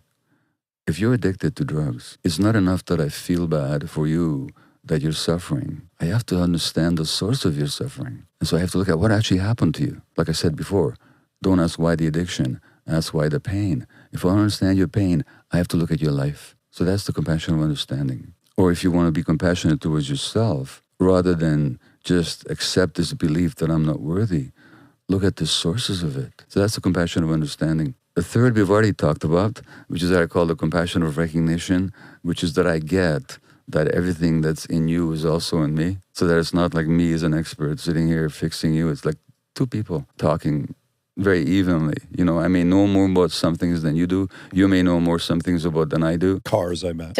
But there's nothing in you that isn't in me, vice versa. That's the compassion of recognition. Boy, if that one was prevalent in the society, Yeah. That kind of gets rid of the us-them paradigm. that's the whole point. It gets rid of the other. One of the worst myths that we have is that there's us and there's others. And the fourth compassion is what I call the compassion of truth, which is like, for example, Monica, in this exchange between you and I a few minutes ago, you experienced pain. But you experienced pain because that was the truth. My intention was not to protect you from pain. Right. My intention was to get you to recognize the truth. And Jesus, apart from everything else, he was a wonderful psychologist. And he said, you will know the truth and the truth will liberate you. He didn't say that the truth will liberate you. He said, you will know the truth and the truth will liberate you. So it's your knowledge of the truth that's liberating. And the truth is often painful. My job is not to protect people from pain, but to come to terms with it. So that's what I call the compassionate truth. Not that we should inflict pain on people. That's not compassionate. But when the pain is already there, it's compassionate to look at it. And that's what I mean by the compassionate truth. The fifth level of compassion that I've distinguished, and of course there's many ways of looking at compassion. I'm just giving you my own schema. But the fifth one is what I call the compassion of possibility. You already talked about Dax, because when you look at your children, you see not just their behaviors and their upsets or their cuteness. You see their capacities. You see their possibilities. You see their fullness. That's what I heard you bringing to your parenting. And so what if we could look at each other that way? What if we could look at each other and ourselves, not just based on, I behaved this way, therefore I'm bad, or I look this way, or so on, but what's the possibility in me for full humanity? I think we almost categorize people by their limitations. That's the whole point. Really, you're assessing the people in your life and going, I got to be aware of that limitation and that limitation. I got to safeguard myself from that. This person's prone to backstab me. Which, by the way, is because we look at ourselves that way. Yeah, I can only see the others as good as I see myself. Yeah, so that compassion of possibility is seeing the fullness, the actual potential, which is actually in the present. Those are the 5 levels of compassion. It's beautiful. Yeah, it really is. I have really enjoyed this. Truly, this has been so lovely. So have I. Thank you very much. I had no idea what to expect, but I've met 2 real human beings, so thank you very much. Thank you. Absolutely. The Myth of Normal, Trauma, Illness, and Healing in a Toxic Culture. Written by you and your son, Daniel. Again, I said it at the beginning, but I want to reemphasize, it's just so beautifully written. Occasionally you come across these things that you're not expecting to read any nice prose, but like the emperor of all maladies. Yeah. It just lands on you and you're like, how could this book be so beautiful? It's about cancer. Isn't that funny? Because I feel the same way about that book. And I met the author, Siddhartha Mukherjee. Yes, we've interviewed him. Yeah. So him and I met at a dinner in New York just a few months ago, and I savor every word he writes. I couldn't agree more. And he presents as a poet. And he's written a new book called Song of the Cell. Yes, well, that's what we interviewed him about. Beautiful book as well. Yeah. And kind of similar to your Petri dish. Well, such a pleasure meeting you. And I hope everyone checks out The Myth of Normal. It's a beautiful book. And I presume that you're going to be flying back to Canada. And I can only hope your wife picks you up. Actually, my wife's out of town, so I'm going to save that humiliation. I'm flying back this afternoon. Can I briefly mention the next book my son and I are writing? Yes, of course. And by the way, I'm boasting, I know, but The Myth of Normal was 19 weeks on the New York Times bestsellers list. Congratulations. It's been on the Canadian bestsellers list for a whole year now, and it's being published in 34 countries. Oh my So gosh. I'm very happy. fantastic. You can Yes. imagine how happy I am about it. But the next book my son and I are writing, based on a workshop that we do, is called Hello Again, A Fresh Start for Parents and Their Adult Children. Oh, I like that. 2 years before it comes out, but we're just starting to write it now. Based on what we've learned about our dynamics, some negative, some positive, but all of them necessary. And then what we've learned about other people, that's the next project that we're embarking on. You remind me of 2 people we've interviewed. John Gottman, Wow. such a special experience, and I Yeah. can feel his life force. And then Phil Stutz. I'm getting very much I Phil get- yeah, Stutz Stutz, vibes. Do you know Phil Stutz? I don't know. Please watch that documentary on Netflix. The actor Jonah Hill, Oh, goes to the psychiatrist? Yeah. he does Oh, a I've heard- documentary about his psychiatrist. Oh, yeah. I've heard about it. I just haven't had a chance to watch it yet. I really recommend it. And I feel like there's also some Yuval Harari because of like a whole The synthesis of... synthesization with the word we can never say. I know you've had Yuval on, and I quote him in the book as well. Yeah. Well, you've had some great people on. Oh my God, I'm we're very so honored to- spoiled. I'm very honored to follow in their footsteps. Well, and we are honored to have you. You've added to that lineage. So thank you so much. Great luck with the book. Everyone check out The Myth of Normal. Next up is the fact check. I don't even care about facts. I just want to get into your pants.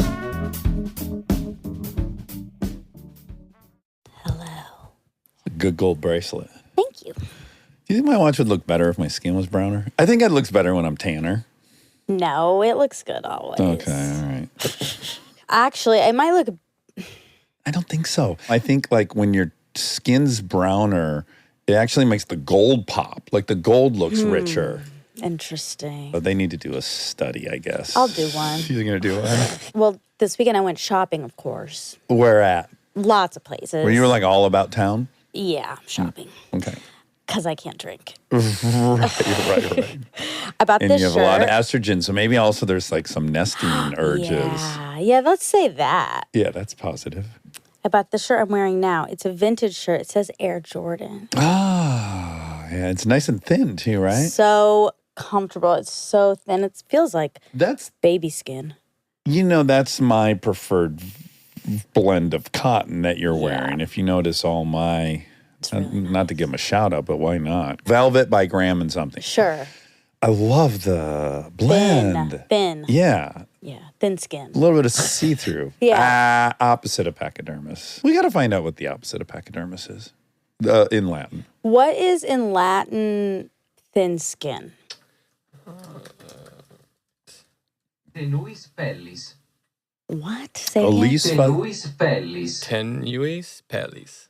Tenuis pellis. pellis. That's We bad. don't That's have like it. when we try to do arrondissement. The only nice thing about butchering Latin is you're free to do it because no one speaks it. It's no one's true. going to get upset. It's really true. I wish I could speak it. Do you really? Yeah, I do. But you couldn't converse with anybody. But I know secrets. Right.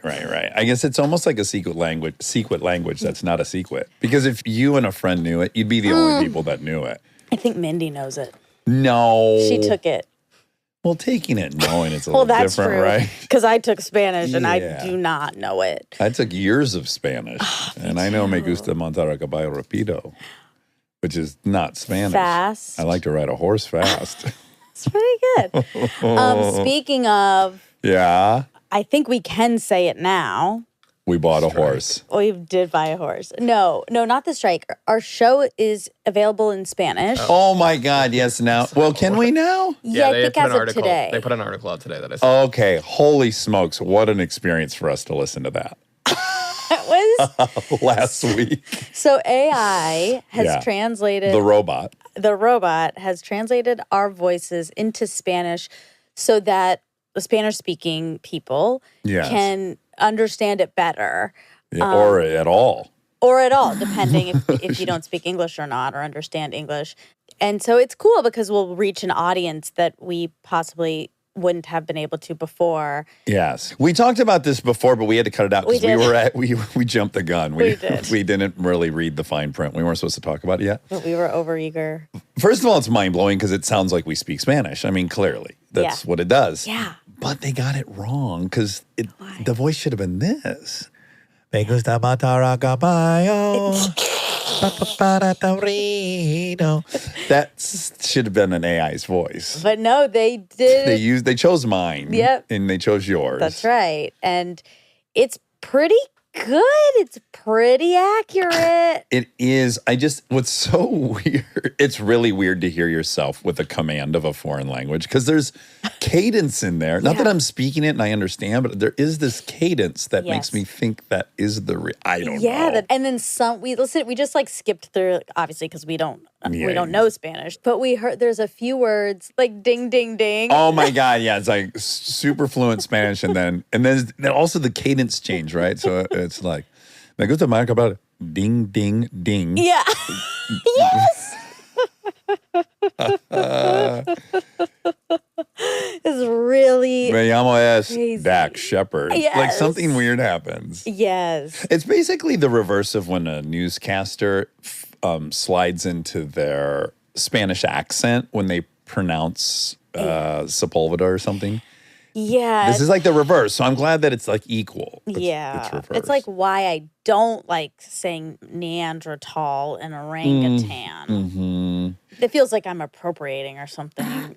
Appropriate the Germans. Yeah. I'm excited to hear it, well, in all the languages, because we also have Italian and German coming our way? No, French and German. French and German. Yes. So that'll be French, fun. maybe I'll sound very attractive. I know. I wonder. This might open up a whole new fan base for a us. whole new people sliding into your Yes. DMs. Could be. Could be. Do you think the French mind that stereotype that we think they sound sexy? That's a good one. I know you're supposed to not like any stereotypes, even if they're positive. Well, yeah, because it's like the model minority. I know. Okay. I know. Okay. But you guys do sound sexy. They do sound sexy. Mm-hmm. Maybe why we can say it is they do sound sexy, but they're not all sexy. Well, not all, no. You'd have to agree on a criteria, which would be impossible. But obviously, there are population differences and there's cultural differences. Mm-hmm. So we'd have to agree on what good sex is. But And what do you think about the French? What are the qualities? But take it out of the French. Well, what are the qualities that make it. you excited to sleep with someone? Let's start with the fact, and this may not be a fact, but Yeah. let's just start with French kissing. The notion that presumably they invented tongue play. I think that's made up. Well, yeah, it has to predate France. Yeah. But let's just say, I mean, they get French kissing as an invention. Sure. That's passionate. That is. Yeah. But you don't have to be French to French kiss. In fact, most. You don't, but you got to assume if they're inventing this stuff. Oh, this is how the model minority could backfire. Because if you're kissing a French person, you assume their French kissing is going to be so good. And then it probably isn't. It's just going to be like everyone all else's. French kissing. Well, And then. not all French you'll be- kissing's equal, as anyone who's kissed a lot of people Well, knows. Sometimes that's it's really true. spectacular and Yeah. sometimes it's not. But again, that's where we get into the hard metric thing because I've had debates with people like what they prefer. Some people prefer opposite French kissing. I do, and vice versa. What do you mean? What do people like? I'm ready to get sloppy. Like, let's get fucking wild. Yeah. So that's not for everyone. But I've had girlfriends that were like that. And then I've had some that I think were a little more, buttoned up or They whatever. want to be more tame. Whatever. I don't want to use a Not pejorative tame. like Well, tame. It doesn't have to be a pejorative. Okay. It. I prefer someone tries to eat my face off. Sure. And that's not for everyone. Yeah. Some people would give that a 2. Mm-hmm. Wow, we're going to potentially be saying this in French. Oh, I can't wait. That's where it gets weird is when we're talking about, I know, it's so weird. It's layer upon layer. I know. Upon layer upon layer. And then at some point, you just got to give it away and turn it over and like, it's out of your hands, and then you got to be in acceptance. Of It's like, course. I don't know how it's going to land at all in these countries. Yeah, I mean, so we're doing this with Spotify, which is very cool. And they're doing it with a few of their shows. And they've asked, do you have any notes? And I was like, we can't have notes. We don't know this language. Right, but we did discover something very fascinating. Yep. And it kind of confirmed my hunch, which felt great, which is when I'm watching a show that's in Spanish and it's translated in English, I have thought in my head, well, either they left some out or English is more efficient. Because often the person's talking for a long time and there's just like one sentence in English on the screen and I'm way ahead of it. Our episode, once converted to Spanish, grew by an hour. It's extra long. Yeah, 30. It was from 2 hours and 40 minutes to 3:11. 240 to 311? Yeah. Oh, that's not as drastic, but still like Half 15% hour. slower. Yeah. What if our German episode is like 40 minutes? Oh my God. But see, this is weird because in my head, Spanish is so fast. Well, it sounds to us like they're 'Cause speaking we don't understand speedily. Yes. I think AI is also putting pauses in there that are a little unnatural. That You are do? slowing it down. I'm going to time you Okay. saying your Spanish sentence, Okay. and then I'm going to time you saying it in English. Okay? Okay. All right. Ready? Hold on. Okay. Okay. 3, 2, 1, go. Me gusta montar a caballo rapido. Okay. Hold on, All right, let you're me. going to write that down. Maybe Yeah. Rob can jot that down. Well, no, because I want it to be a surprise. Oh, that makes sense. Ready? 3, 2, 1, go. I like to ride horses fast. Okay. Okay. Well, the first one was 2.55 Okay. and the English was 1.66. But I do feel like you said the first one a little slow. Okay. That's probably fair. I mean, again, what a subjective fucking No, speaking. this is it. science. Yeah. This is my good science. But how about even this? Me llamo Dax. I'm Dax. Right. Right, but I think There's a they lot say- of pageantry. I think they my would name is Dax is what you would say in that case. Right. There is slang. Well, but you're learning proper Spanish. Right. We don't know their slang. You're like full sentence version. We don't. We really need Anna in here. And she's not here She's today. in Spain. Ding, ding, ding. Oh my God, she is. Google Translate says I'm Dax would be soy Dax. Soy Dax, I'm Dax. Yeah, same amount of syllables. Yeah. Yeah, I don't know, but Everyone's language is the best. Whatever language you speak, that's the well, best this one. is not a. Yeah, one's not better or Well, worse. people might think if it takes longer to talk in Spanish, that would be negative. Oh no, but it's not. But I think what we're all aspiring to is that laid-back lifestyle, that Mediterranean lifestyle. Okay, well, do you want to talk about your weekend? You did some fun stuff. I'm still a little tired from this weekend. I did something I never ever do, which is I stayed up till like 2:30 in the morning. Whoa. It boggles my mind that I always stayed up till 2:30. Like 2:30 would have been an early night on the weekends for me for decades. Wow. Yeah, I went with I went with Matt, Ryan, Charlie, DeCastro, Clay Cullen, and now I didn't go with them, but then met up with Riley Harper and Godbod, Dave Castillo, for the super motocross at the Coliseum. So fun. And then we all thought, let me back up. The original plan, long before super motocross was in the mix, was we were going to watch the race live on Saturday night. Because normally the race is like at 3 in the morning on Sunday, wherever they're at in the world. And then we delay it and watch it at 10 a.m. Well, we had an opportunity to watch it at 10 p.m. We're like, that's early enough. That'll take us to midnight. Okay. But then I remembered in my I didn't remember. I saw on my calendar, oh boy, super motocross this weekend. And I've already pot committed. I've already got other people invited and whatnot. So then I extend the invite to the guys, the rest of the guys. We all go. Starts at 6:30. I'm thinking 9, we're out of there. I mean, how long could it be? Right. Very wrong. It was well past 10 before it ended. Got home. Oh, now it's... And we had to watch qualifying, too. We can't just jump to the race. We got to watch qualifying. God. The plan was to watch qualifying from 9 to 10, and the race starts at 10. We'll be golden. Get home. Internet's out. Why is the internet out? I don't know. At 11:20 on Saturday night, the internet's out. So I got a monkey with that for a long, long time. Hard reset. A ton of hard resets. Okay. Third hard reset, I'm like, when do we call this? Okay. But then magically it came back on. I don't even know if it had anything to do with my hard resets. And then... we watch quali, and then by the time it's fucking 1:45 a.m. I was fighting so hard not to fall asleep. I'm impressed. Are you? I wouldn't have been able to stay up. So I was like fucking like blinking my eyes and like I rearranging hate my that body. feeling. I haven't had it since I was a kid, trying to impress my brother that I could stay up really late watching things. Anyways, that took us till 1:45 a.m. when that was they all left, and then I went upstairs. And now I was like, well, fuck it. I've blown Sunday. Let's just now go on the internet. Oh, wow. Okay. Go on Instagram and shit and stay up till 2:30. Oh, my God. Sleep's so weird, right? Because I could barely stay awake at 1, but once we got to 2, now all of a sudden I had to, wide awake. yeah, and I had to force myself to go night-night. Wow. But it was a very motorsports heavy day. Really, really fun. Totally Good. fun. And then, yesterday, Charlie had really wanted to go for a ride in Jethro's fancy McLaren that he's reviewing as a journalist, which he has.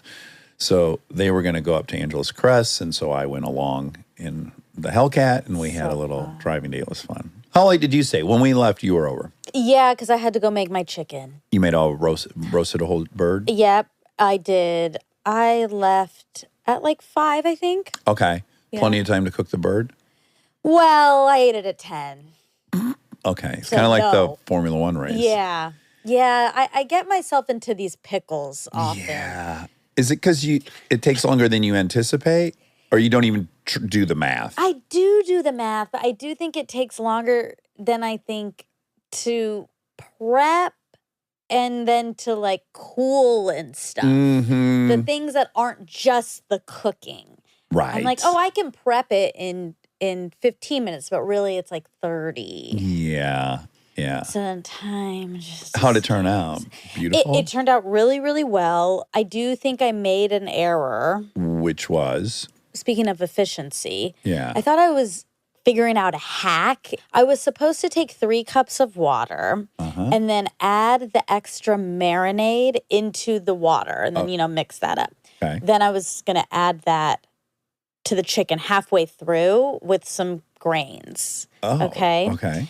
And instead, I was like, oh, the bag with the marinade, Uh-huh. I'll pour the 3 cups of water in there Okay. and then, like, shake it all up. Shake. Yeah. So I don't have to dirty a bowl. Okay, yeah.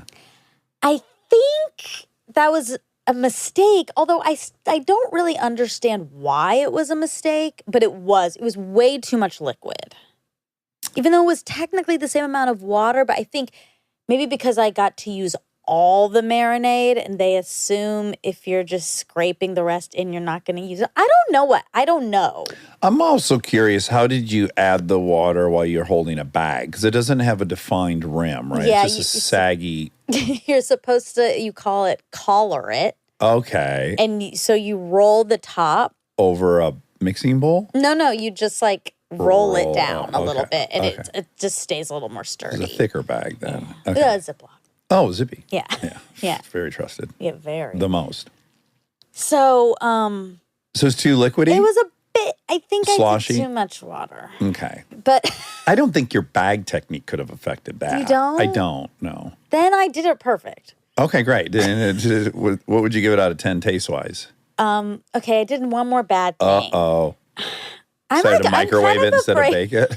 I'm kind of afraid to say this Oh, great. because I think it might be really bad what I did. Oh, fun. So the chicken, I went to Lazy Acres, the new grocery So store. fun. Isn't it fun? It's really fun. I loved it there. Yes. I hate the grocery store in general, but I did like it there. It's life-affirming. Yeah. I got so excited when I first walked in because there's like a cafe. Yeah, you can eat there. So I got a matcha Ooh. and I was so excited. The matcha could have been better. Okay. But well, that's it's okay. No it's a Maru. grocery store. No Maru. Maru kind of ruins matcha everywhere else. I know. And this one was just really bad. Okay. So, but I was still excited to carry it around while I was getting my groceries. Right. And I got a chicken. Normally, I get my whole chicken from McCall's. And have they moved now? I think it's over. Yeah. Which is it's so heartbreaking. really bad. Just to be clear, they didn't shut down. They just relocated to Atwater. Atwater. But That's do you too know what's far. going in there? A fucking coffee place. Yeah. I know. Another one? Another Yes. There's like coffee place. 6 on that. And it's stretch. We like say that a- wait till we're addicted to it. Well, I know. Well, don't you dare. no, it's like a corporate. It's Like like a Joe's Like coffee another or something. coffee bean kinda. or Starbucks. I don't remember the name. It's not one of those, but it is like a corporate coffee place. Okay. I'm very pissed. Yeah. Anyway, I normally get McCall's, and a lot of chickens keep the like chicken giblets Uh-huh. in a bag stuffed. Okay. McCall's does not do that. Okay. So I have not been used to that Getting giblets with the chicken? in the chicken, okay? Uh-huh. And so I got this one from Lazy Acres, and I cooked the whole chicken. With the giblets in it? Yeah. I didn't know. Okay. And so when I was carving it, I was like, oh, fuck. Oh. And then I didn't know if I had like plastic Poison. bleached I and was gonna say, is that poisoned usually in a bag? myself. Yeah. Oh, because it was in a bag, but in the ass of the bird? Mm-hmm. Whoa. Do you think I did a really bad thing? Got leaching Not plastic. ethically, but Not more. Yeah, I don't think Yeah, the more. bird. But I feel fine. Oh, great. Yeah, Yeah, you're once in a it's- great I mood. ate it. Yeah. yeah, you eat a little bit of plastic. Probably when you drink all that But don't- lid. But also, it was in the inside of the Cavity. The cavity. Yeah. I can't imagine it leached up to the top where you were eating. Right. And don't you think if it was Not really that I'm bad, advising anyone to put like a yeah, I fucking. wouldn't do that every time. What's that brand of toys that's very plasticky? Lego? No, well, that one is for sure. Those little rings and stuff, the plastic doesn't matter. Munchkin? Play pal, Playpen? Oh. playpen, Play pen? Pal. I know what Play-Doh? you mean. No. Play School. Play school. Yeah. Yeah, don't be shoving any play school toys up there. No, I think could be a common accident. If it was that bad, they'd have to label it huge. In biohazard Right. colors. And they yeah. didn't. Yeah. So You're I fine. think it was fine. Yeah, once is fine. I decided Did you not. say one says one? No, once is fine. Oh, I also thought you said one said, like one article. About 20. I decided not to Google it, so don't Google it. I'm not. Because I don't really want to know Okay. if I've poisoned myself or not. Anywho, No, he just said that he Googled it and you didn't. no, he didn't Google it. Oh, he's just, Yeah. that was his own. It's That's hard to like, know oh. when it's your opinion and when it's the computer. Anywho, so I got a little freaked out by that, but I ate it. Good. Well, how much of a whole bird can you even eat? Can you eat half of it? No, I ate the breast and a little bit of another breast. What about the thigh? You didn't? I didn't eat that yet. Okay. That's Saved where it. I like to get down. I know thighs are the thighs. best part, but I was trying to be like kind of healthy. Yeah. I'm gonna gobble them thighs up. Not Dark meat. dark, really dark. That's where the good eating is. It is. It Yeah. is. Well, congrats on a well done Thanks. chicken that had some of the store components still in it, I guess. What if the receipt was in it? What if they said, like, do you need a bag? And you said, no, just stuff it all in the chicken. You know what's funny also is I was embarrassed. Uh-huh. And it's weird to be embarrassed by yourself. Yeah, Like right. kind of for no reason. Like there wasn't anyone there. Oh, you actually, in your apartment, you were embarrassed? Yeah. Oh, I'm trying to think if I have that. It's weird. I have a lot of moments like, oh my God, you're so stupid. Oh, I had one yesterday, actually. Ding, ding, ding. Uh-huh. I got to figure out what ding is in Spanish. Because now I want to say ding, ding, ding in Spanish, make them Oh, and so it reverses? something will happen. Timbre. Timbre. Well, that does not have the same ring sure to it. doesn't. And it's longer. It's longer, yeah. I decided I'm going to put a chandelier in. Yeah. There was a chandelier that needed to be installed, and there was an appointment. An electrician was coming over, I guess, today. Got it. But I was just looking. It was just sitting there, and it was kind of calling me a coward. Yeah. It was taunting me. Yeah. And it's an old ass. It's like one of these antique fucking chandeliers, right? So it's not even wired up on its own. So it's got like individual wires around all 6 things. So I'm like, wonder if you daisy chain those or if you hook them directly, right? I start thinking about how those have to get hooked up. Yeah. Then I go and I look online, and I don't really get an answer. I just decide I know what I'm doing. Right. And I spent quite a good deal of time, and I got it all mounted up, got light bulbs in it. Yeah. Also discovered that the base plate for it, because it's from the 40s, doesn't even match the standard hole now. So that was its own issue I was going to have to solve after I'd already hooked the whole thing up. Flicked the breaker on, turned nothing, nada. I'm like, Well, that was a waste of time. Well, I was there for some of that Mm-hmm. because I came over to help Kristen do some Halloween decor. Yeah. I think you saw it hanging. I did. I saw it not hanging, and then I saw it hanging, and that was pretty cool. Right. And then you were sad because it didn't work out. function, yeah. And I felt bad because you were sad. But I was like, take that as a win. You got it up there. Yeah, that's a positive way. Yeah. Also, you're just so different from me. There's just nothing, not even one tiny ounce of me that would have seen that on the floor and thought, like, I should try to do that. Well, are you sure? Because I'm sure. you're sure.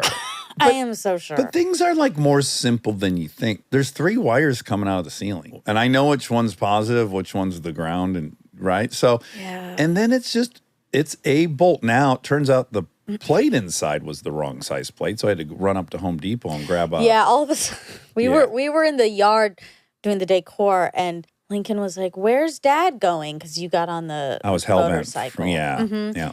And Kristen said, "Oh, he's probably going to Home Depot." Mm-hmm. And she was like, "But he's on the motorcycle. How will he bring back the stuff?" It was a good question. It was a good question. Yeah, you wrap a bag around your wrists is the answer. Right. And then as you hit 40, you realize the bag's taking on so much air, it's going to rip, and then you have to slow down. Oh, God. Then you're like, God damn it, why didn't I drive? Well, I know why, because I didn't want to move any cars. Oh, no. Okay, but I think it's cool that you want to Give these things a yourself. shot. I do. Okay, well, thank you. Because I'm like, who can I call? Now, I'm not touching this. let me position this as a broader question. Yeah. Well, no, you just demonstrated last night this isn't your opinion. Like, have you decided you have all the skills you're ever going to have and that's a wrap? No. Okay. Definitely Okay. not. Okay, great. They're just not going to be in the home improvement I just have no desire. arena. I have to have a desire for the skill. Right. And I just don't. You know what it is for me? It's motivated by helplessness. I can't stand the notion that I can't figure something out without getting a third party involved and then their schedule and this and that. It's really that. Yeah, that's what I find so interesting. I guess it depends on the thing, right? But if it's something like that, if it's a house project or something, I am not only happy to get a third party, I want to remove myself completely. I just want it done. And I don't even want to know. I don't want any questions. I just want it fixed. Fully taken care of. Cuz like I have this armoire where, as you know, I have many armoires. Yeah, you collect armoires. Yeah. One of the few collectors that lives in a one-bedroom apartment. And I have this one, and a shelf broke a couple months ago. Okay. And I stare at this every day, and I think I could probably figure out how to fix this. It actually seems kind of easy. Yeah, shelf? Yeah. But I'm not gonna. You're not going to do it. No. I am going to do it. I'm not. And now the other side has also fallen. Okay. So now it's just like laying on my jeans, the shelf. Oh, that works And too. I think that also works. Yeah, so I'm leaving it. Let me ask you, does it have the pegs you put in the holes to hold the shelf up? It doesn't. It has like just a thin layer of wood? Yeah. So easy for you. know. Yeah, you could just screw that right back in.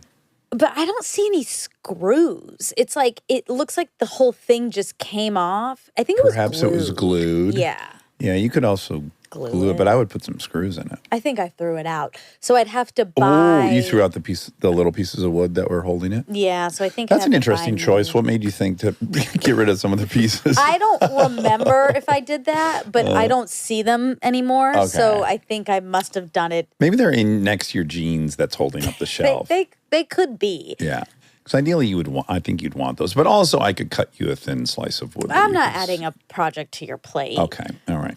But I'm just saying I'm fine with it resting on my jeans. And I go so far as I'm like, well, I guess this armoire is like done. Like I'm not going to bring this to the next house. Because of that shelf. Now, if the shelf was working, you would bring it? Yeah. Then we got to get this fixed. I did leave out a piece. There's another motivation other than just not relying on someone else. I also know that for the life of that chandelier, probably every time I would ever turn it on for the rest of my life here in this house, I would get a little jolt of satisfaction that I had mounted it. I get that. Because the things I have done around the different houses, I get way more satisfaction going get forward. that. So it makes me like the things I have more if I've done them. I feel that with cooking. Yeah. As opposed, like if when you I if it order. arrived and it, yeah. It's okay that we talked a long time about not facts because this is for Gabor. Oh, we can't correct There's Gabor. nothing. There's really nothing to correct. Not one thing. Well, no. Really quick, did you finish your shopping story? Oh, You got that shirt. It's thin. We like that. no, I didn't. But what was I saying? Oh, yeah. We were talking about gold on brown versus There white we skin. go. Okay, because I went to this one store. I want this long sleeve tee from there. Okay. I want it in gray. All right. They were out of the gray. And he said, but do you want to try this one on for size? Because then I could order it. And it was a tan gold, kind of. Okay. I thought, ew, this is going to look so bad on me. Right. But sure, I'll try it on for size. And then I put it on and I kind of liked it. Right. Yes. I was surprised, but I thought it would blend in. Right. Like almost look nude on you. Yeah. Right. But it looks, It kind of popped, yeah, I bet. but I didn't buy it. This is like a known fact that yellows look better on people of color. Yeah, I think Orange, yellow. yellow. Like I think if you put orange on a white person, you have the potential of pulling out some orange in them. Like all their of a sudden- skin. Yeah, like all of a sudden you're Yeah. like, wait, they're kind of orange looking. I didn't really notice that Well, before. I don't know, because Callie always has this hang up. Like ever since we were young and we'd go shopping, which was our favorite thing to do. Right. She would always rule out so many colors for herself. Right. Not complimentary to her. Yeah, but I'd be like, can you just try it? Yeah. And then she'd try it and I would think that looks good. Right. And she didn't. She would write it off. Yeah, so it's hard to see yourself, really. It is. It is. I think that's the wrap up. One thing I did want to just highlight, I thought was so interesting, I hadn't heard before, is when he said the word addiction comes from the Latin word for slavery. Another reason to learn Latin. Oh, yeah. Ding, ding, ding. Yeah, full circle. Oh, my God. Timbre. Timbre. I don't think we're allowed to do that. Feels wrong. I don't think it's correct either. I think this is an onomatopoeia. It doesn't really translate. I bet it's. I think it ding, is ding, ding is ding, ding. It just sounds weird. Yeah. Okay. The modern definition of addiction is a persistent compulsive use of substance known by the user to be harmful. The root word addict comes from the Latin word addictus, which means to devote, sacrifice, sell out, betray, or abandon. In the Roman law, an addiction referred to a person that became enslaved.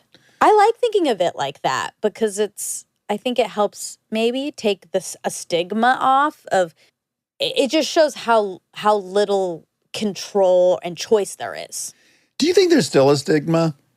I think it's going down because of you. Well, I don't know about I do from think me, you've helped. but I don't know that I think there's much of a I think there's still a big stigma against like sex addiction. Yeah. I think there's still a big stigma against gambling addiction. I don't think there's, I don't know that think I would agree that there's a big stigma anymore. I don't know that there's as much of a stigma, but I do still think a lot of people cannot understand it.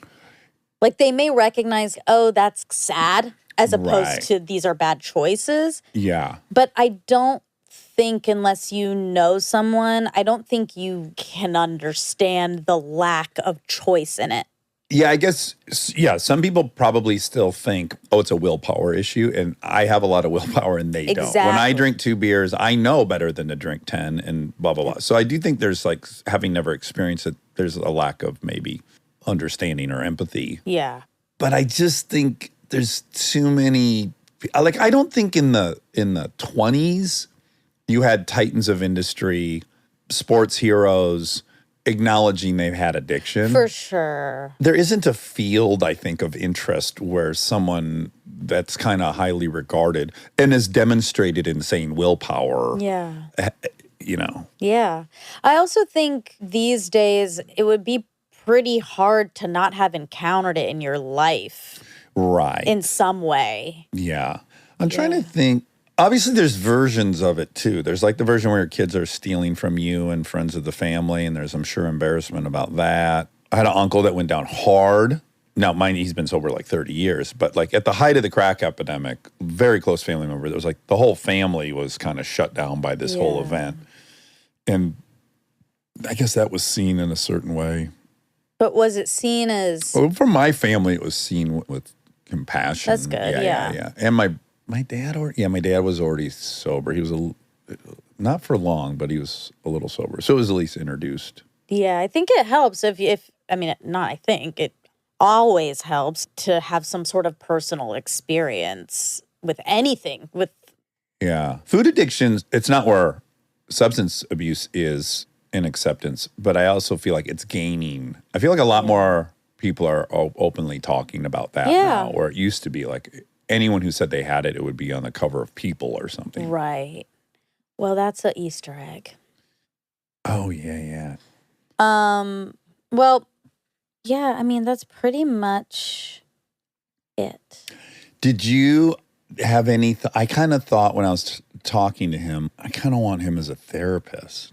Although I love my therapist, but did you have those thoughts too? Yeah, I did. He is very stutzy, like you said. And so that feels like that would be a cool relationship.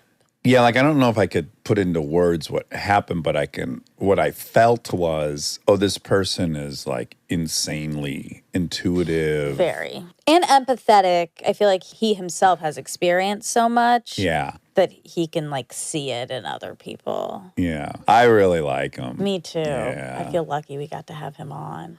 And that's that. All right. Okay, Love you. Love you.